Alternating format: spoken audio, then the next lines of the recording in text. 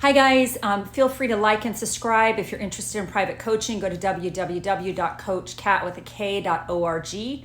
And in this video, what I'm going to talk about is all the benefits of being in a relationship or getting out of the relationship from a narcissist and everything that you can learn from this experience. This, in some ways, is a gift. And I know it's really hard to look at it that way, but I'm going to focus on why it's a gift. Well, one is this experience can help you to look around at your world and see the people that are closest to you. And I read somewhere recently that you are going to be the most strongly influenced by the 5 people that you spend the most time with. And so choose those people carefully. And I realized that in the context of my 14 years of 12-step recovery, from an alcohol dependency, I had started to develop all of these really authentic, honest, loving, kind, closely connected relationships with other people. That was not available to me when I was in my addiction. But once I started on this journey of recovery, my relationships became much more honest, much more authentic, much more emotionally intimate, right? In an appropriate way in the context of being married. But what happened for me is I realized that the narcissist was actually an outlier. They were the odd one out in that they were not authentic, they were not honest, they were not straightforward, they were not they were not on a spiritual path. But most of the other people in my life were. Most of the other people in my life had known darkness and had gotten some recovery, and they were on a spiritual path, and they were meditating and taking good care of themselves and learning a different way and learning how to trust the God of their understanding. So be careful about who you spend your time with, those 5 people. And then it can also help you to look around at your crew and see who in your crew is narcissistic or who has some of that toxic self-centeredness. And you can start letting those people go so that you have a clean sort of group of people around you who are healthy and they're honest and they have integrity and they're living and walking in integrity. So it can help you to determine, who you want in your life. It can also help you to learn to self-validate and to self-love. You're no longer looking to a narcissist to make you feel okay about you. Nobody gets to tell you how to feel about you. You get to tell you how to feel about you. So I'm learning how to no longer look for others for that external validation and learning how to self-validate. And another thing that it can help you do is it actually can help you to get out of your naivety. If you have spent your whole life in this codependent, people-pleasing fog of thinking that everyone is rainbows and lollipops, then you can start looking at people in a more realistic light and stop only seeing the good in others and ignoring the red flags. And you should not be putting all of your trust in man or in a person or over-reliance on a human being to tell you how to feel about yourself or who to validate you. This can help you to start questioning, and not in a paranoid way, not in a crazy way, but in a way where you're like, hey, does this person, are they a person of integrity? And that means, do their actions match their words? Is there congruency? Are they integrated? Are they a whole person where their actions are matching their words? Or are you finding people where they say one thing, but their behaviors are showing another thing? So really notice that. It can help you to start really honing in on that. Think of it like the narcissist is a teacher. They are there to help you to experience, you walk through the darkness. You experience what some people would refer to as evil, or what others would refer to as illness. Like you walked through, you lived with the illness, with the darkness, and you know now that it's real. You know that there are some people out there and they are really sick. I mean, however you want to look at it, you could look at it as sick or evil or however your context is. But bottom line is there are some people out there who their intention is to harm, or they cause great harm with whatever their intention is, and it's your job to be vigilant to keep those people out as soon as you see the red flags. And then here's some ways that you can start healing and learning from this experience. One is, obviously we've gone over this a lot, but you've got to change your actual physical subjective experience, and you do this by going no contact. You do not look at their social media. You block them on the telephone, you block them on social media, you block them on everything, and you get rid of the relationships where with their flying monkeys, whether those flying monkeys are their friends and family that know that the narcissist is a narcissist, or whether they don't know. Either way, you're going to be triggered if you have communication with the flying monkeys. And then don't go to the places you used to go. Don't go to dinner where you used to go to dinner. Avoid triggers. Very important for you to go no contact and avoid triggers so you can start to heal.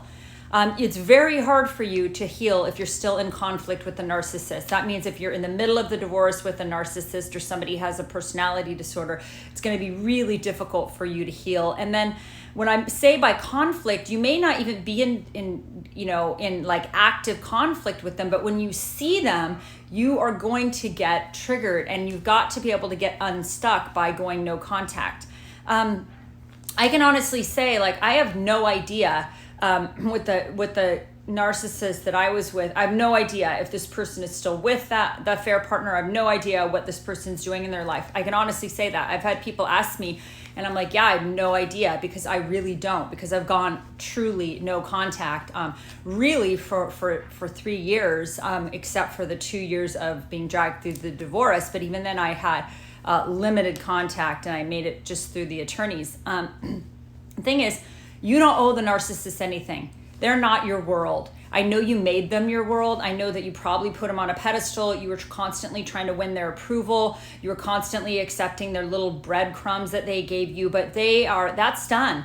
They're not your world. You do not need to worship somebody who's so disordered and flawed and ill, right? And you did that. I know, I did it too. We did that because we didn't know what we were dealing with. We didn't know what we were doing, and we had over-reliance on a human being. And that's kind of a codependent trait. So this is your chance to find what your true purpose is, rather than putting this toxic relationship at the center of your world. You get to find out what your true purpose is. And you get to change the way you see the world, the way you operate in the world, and the way you think about the world. Again, my sister told me that, my naivety was going to kill me. And like this allows you to know that, evil actually does exist in this world, and putting up blinders and pretending that everyone is like rainbows and lollipops, like that is just simple naivety, and it can be very dangerous for you. So it's not that you should run around in paranoia. Absolutely not. We should live in joy and peace. Absolutely. But it does mean that you should really be careful about who you let into your inner world. Like, are the people in your inner world, are they in integrity? Do their actions match their words? Are they incongruent? Are they congruent? Are they integrated? Are they whole people, or are they chameleons? Are they sending a different person to every relationship? Are they sending ambassadors? Are they wearing a mask? Or are they authentic, real, integrated humans? And that's who I want to be around. I want to be around real people. I don't want to be around fakies. No thanks. Boundaries. This will help you to learn boundaries. You do not need to be paranoid, but you need to be aware. You need to use caution in new relationships and with new people, and keep your boundaries. Know what your boundaries are. Communicate your boundaries clearly. Communicate the consequence for boundary violations. Hold the boundary, and if the boundary is violated, then follow through with whatever your consequences that you stated in the beginning. And this is your chance to get some therapy, to develop a meditation practice, to do some EMDR, to deal with your childhood abandonment wound, to deal with your low self-esteem, to deal with your codependent behaviors.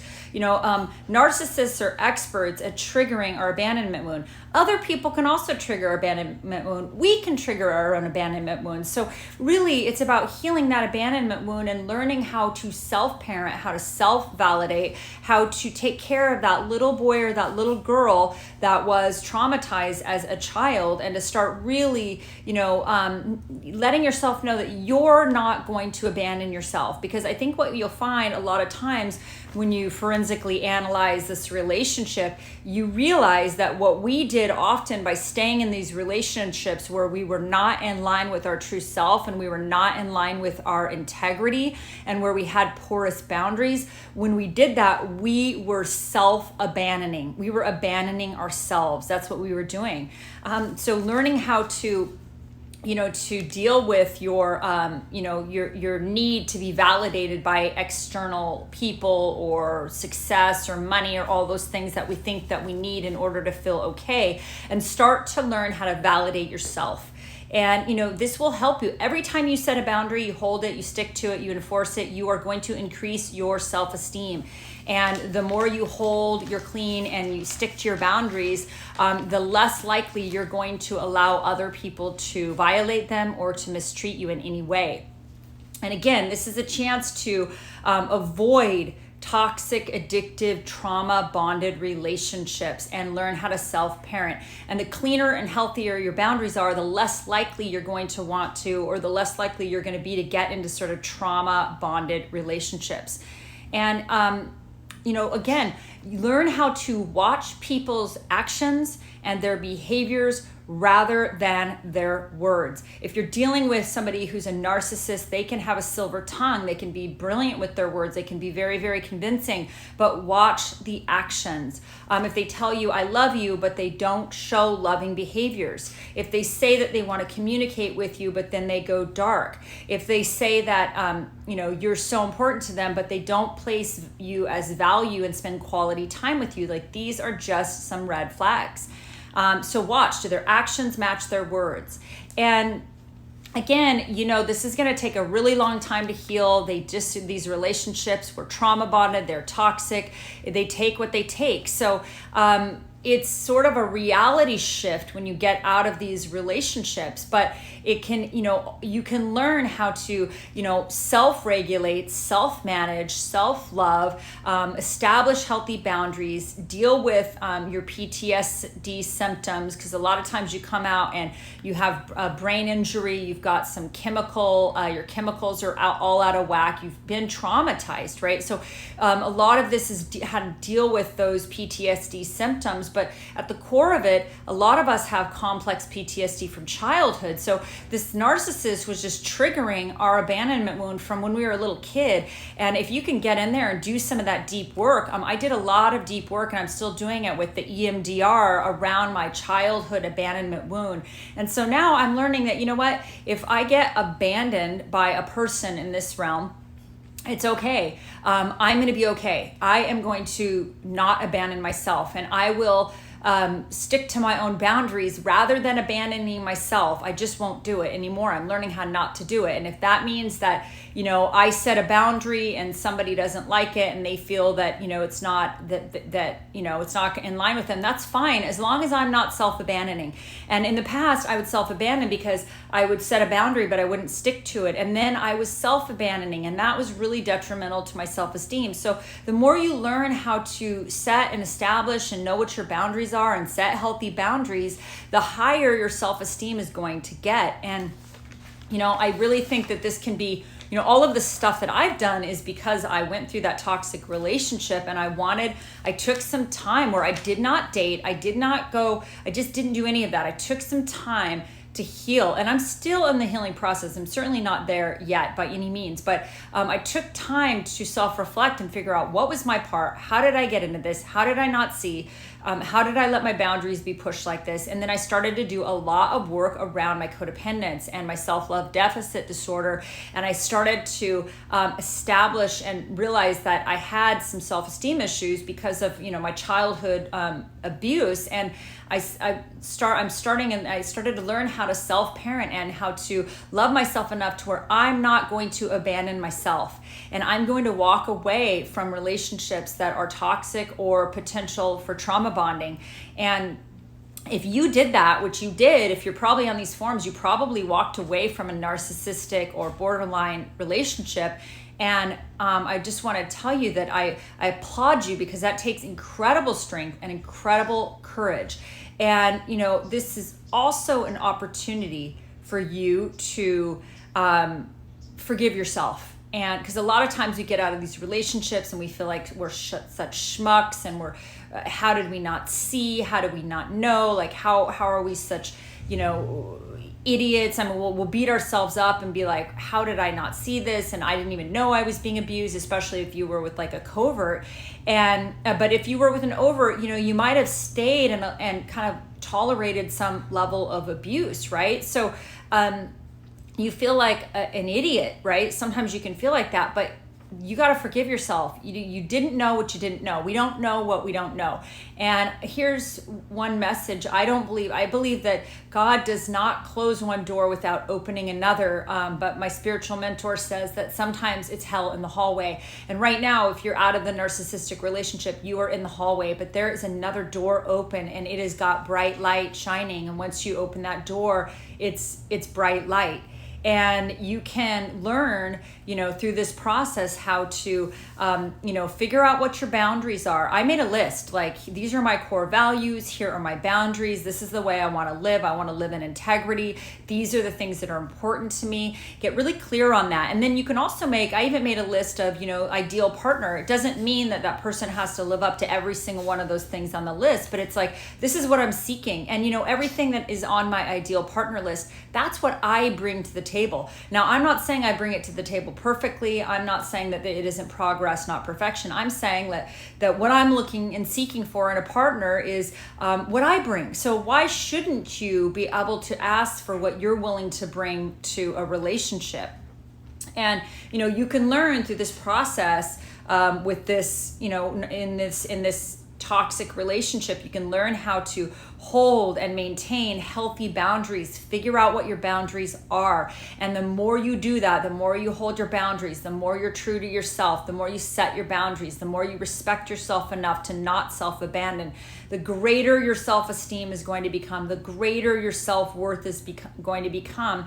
And ultimately, you're going to learn how to stand on your own 2 feet, and you are going to learn how to be your own best friend. So I really encourage you to start looking at the positives that you can learn when you come out of these relationships. And if you continue to grow and change and study and learn a different way, and to start, integrating, all of these lessons into you. And the lessons are not to be paranoid and to be fearful and to live in, anxiety. Those are not the lessons. I know that some of that are symptoms of the complex PTSD, and depending upon where you are in the healing process, that you can certainly have a lot of those symptoms, the ruminations, the perseverations, a lot of the anger, the grief, the sadness, all of the things that we go through. But I also encourage you to start looking at the silver lining. The silver lining is you are learning how to, if you do your work, you can learn how to self-parent. You can learn how to self-validate. You can learn how to stand on your own 2 feet, and how to feel like empowered, and to choose who you let in and out of your life. Like, you get to choose who is in your life. I mean, unless you're like in a job where it's your boss or whatever, and even then you have some choice. The consequence might be unemployment, but you have a choice. But we get to choose who we surround ourselves with. So be real careful about those 5 people that you surround yourself with. Are they people of integrity? Are they loyal? Are they authentic? Are they on a spiritual path? Are they loving? Are they kind? Are they decent human beings? Like, that's who I want to surround myself with. Like, are they capable of emotional intimacy and deeply connected friendship and relationship?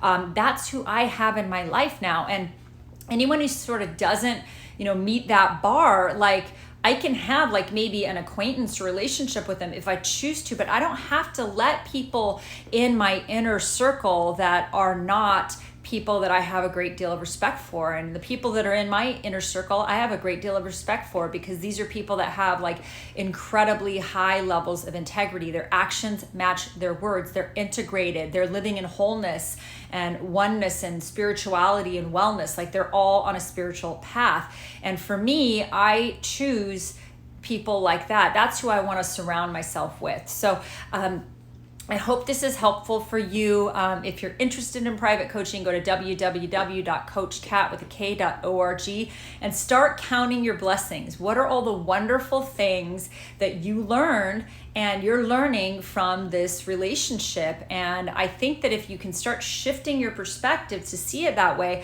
and start being grateful for the great teacher that the narcissist has been for you.